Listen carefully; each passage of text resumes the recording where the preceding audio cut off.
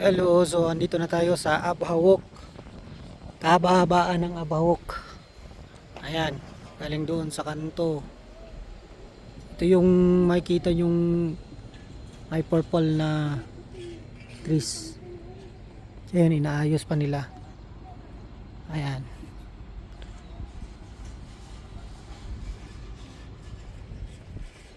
Tapos ito, may garden. So ayan. Di lang natin naabutan yung lahat sila ng bulaklak na purple. Tapos ginagawa nila yung one area. Tapos sa gilid nung isang kalye na maraming yung kahoy na may purple na bulaklak. Sa gilid may ito sa tabi lang. Yan, may park. Yan. So most likely dito sila nagpipiknik. Napakagandang park. Ayan green na green. Wala may kitang basura. Wala may kitang mga bote. Talagang nililinis nila yung area. Napakaganda. Tapos mga bulaklak. Ang ganda. Ayan ito yung park. So galing dyan. Tapos doon parang ewan ko may dam siguro. O hanggang doon sa dulo. Ayan park. Ayan may drawing pa yung wall galing.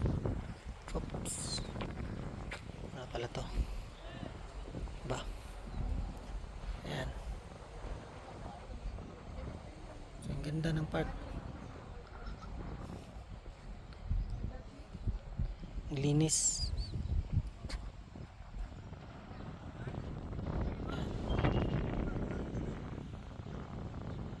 Napakaganda talaga dito. Ayan sana makabalik tayo dito na yung talagang sabi nila nag-yellow. So sana next time papunta tayo dito na nag-yellow lugar. Ayan.